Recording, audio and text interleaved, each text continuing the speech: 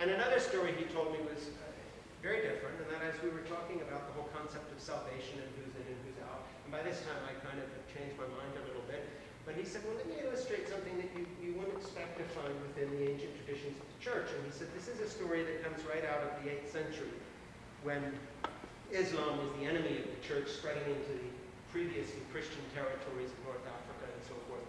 And there was a monastic community, actually, I believe this was in Simon, maybe St. Catherine's, I'm not sure.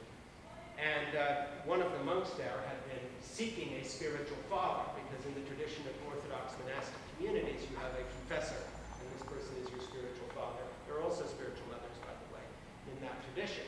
And he had been praying and praying that God would show him who was truly a holy person, so that he could go to them for real advice spiritually and grow, and not to someone just posturing as a holy person. And one night he had a dream, and this story was told to me by a monk called Manathos.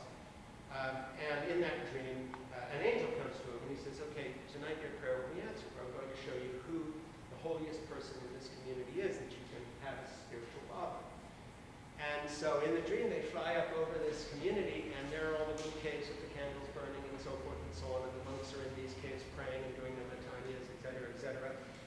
And they pass right over the whole thing. The abbot, the monks, everybody who's there. They just keep going towards a town, a small town on the edge of the monastic community. Now they're not even looking at monks anymore. And they come down over this refuse dump, and there's a woman over the refuse dump picking through the garbage. And the angel says, watch her. And so they follow her, and she goes home, and she has 7 children, you know, whatever that represents. And the monk says to the angel, but she's a female, not a monk. And on top of that, this is an Islamic village. This is a woman with 7 children who's a Muslim living on the periphery of a monastic community. And the angel says, you didn't ask me to show you a monk. You said, show me the one true holy heart, near enough for you to confess to. And then that was the end of the dream. Now, the monk told me this story in rebuttal, in a very monastic way, of these certainties that I was bringing to these theological discussions. And so I was going like this, and then all of a sudden his answer just went off in a totally different direction. That had nothing to do with a kind of theological, almost mathematical Calvinist approach to theological issues. And I found that with the monks that have had some influence in my life, there and other places that I've met, that one of the reasons that I'm attracted to this tradition, and there are several, is because you keep finding these quote, answers that are not the answers you expect, because they go off in a tangent of an experience of spirituality, which essentially tells you whatever we're saying here is wrong, because we've only been here an eye blink, life is too short to know anything. You either approach these things as mysteries, or you perish. Not perish, go to hell, but you will lose your way. And so for me, coming to the subject that we were talking about earlier about prayer and icons and so forth, the simplicity of that approach cuts through the kind of crap that you usually have attached to a theological approach of correct answers. And so one of the things, and just to jump ahead a little bit here, this icon here is St. John of Kronstadt, who's a Russian Orthodox saint. You're supposed to take a name of a saint when you become Orthodox. I took his name, and I go to a Greek Orthodox church with my Russian saint, so you see it's not all cut and dry. He's an late 19th century saint in Russia. You know, someone would say to me, well, you know, what would this mean? Well, it's a very simple thing. It has nothing to do with the theological approach. It's just simply that I found his story accessible. He had many struggles. I had many struggles. And essentially, he lived in a turbulent period of time that I can identify with, leading up to the Russian Revolution and all the massacres that occurred because of it. And yet, had a reputation of gentleness and care for children and others and people that transcended all the categories that were being thrust on him by his period of history, left, right, were you a revolutionary or a czarist? And he basically wouldn't answer those questions, and instead just sort of went like this and had a relationship with the people around him that lasts long after what anybody might remember about his clever ideas. And so for me, my spirituality is very simple when it comes to prayer and a daily expression. It has nothing to do with kind of a highfalutin tradition. I do read some of the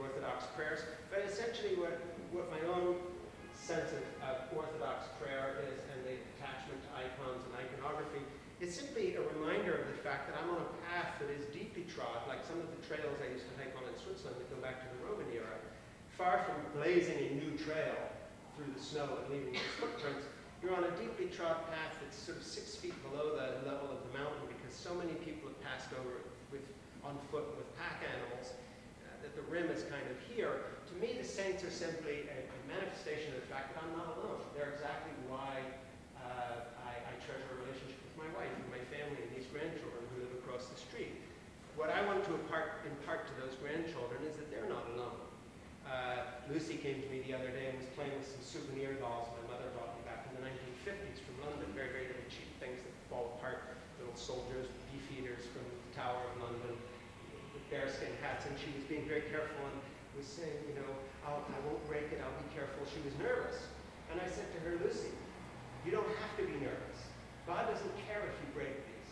Because I love you more than anything in this house or anything I have. And if someday you make a mistake and break all my things, I won't care, because I love you more than anything I have. And she looked at me, and it really sunk in. And so the other day she was playing, still being very careful, and said to me, this was a couple of weeks later, which is good memory for a 3-year-old, she says, "Bah, I'll be very careful, but if I break it, it won't matter, will it?" And I said, "No, why? And why won't it matter, Lucy?" And she looked at me and she said, "Because I know that you love me more than anything else in this house." And that sunk in. That's why I have icons in my house, because there were people who were given a choice somewhere along the line to follow a path of unconditional love and care for people around them, which is the people who are made into saints, not clever theologians. Sometimes they're both, but often not. And I am encouraged by the fact that I'm on a path where other people experience an unconditional mystical love that couldn't be explained. At the end of their life, most of these people became so inclusive that they literally could not even imagine that Satan would go to hell, as several saints in the Orthodox Church in the 7th century argued that he would be saved. Which is amazing if you think about the sort of in and out, black and white, Sarah Palin's Real Americans versus everybody else. Bring it into the harsh present. Here we have a tradition that goes back to the beginning. Yes, side by side with Augustinian rationalism and all the rest of it, but nevertheless, we have people at the very beginning of Christian history saying they couldn't even see Satan finally being lost. Now that's an amazing tradition to plug into when the meaning of your own life comes from a little 3-year-old looking into your eyes and saying, "I love you, Bob." And or coming to you, as Lucy did a couple of days ago. You'll think I'm making this up because it's sort of Hallmark card-like. But looking at me and put her arms around my neck, and I don't know where this came from. It wasn't from anything I'd ever said. Saying, "Bob, I love you so much you will never get old." Now, I have no idea how she put all that together, what that means. But actually, she was right. Because that is the aspect of life that doesn't get old. And as someone who has been a fundamentalist and a religious right leader and so sure of everything, to wind up with these 4 wonderful grandchildren and this little girl comes over to my house and her little brother, and realize when all is said and done, that's literally all that matters to me right now. So people say, "What are you doing?" And I know they mean, "Am I writing a book or something?" And if I'm truthful, I say, "I'm playing with Lucy and Jack." And when they say, "Well, how do you pray?" and they expect a theological answer, to me, being connected to an icon, a physical image of somebody who went ahead of me on this path and found their way, standing there with Lucy and telling her that I love more than what's in my house. This is the stuff of which, to me, spirituality and prayer is made. And it's the opposite of judging people. And it isn't a kind of an inclusion that simply has no boundaries, because it does have a boundary. And that is the love and care of other people. And the understanding that there may be a possibility if there is a creator, because some days I'm an agnostic, some days I'm an atheist, some days I'm a Christian, some days I'm an Orthodox Christian, kind of, but I'm with nice monks. And other days I'm a harsh, judgmental fundamentalist, because it would kind of ingrained. So I'm all over the map.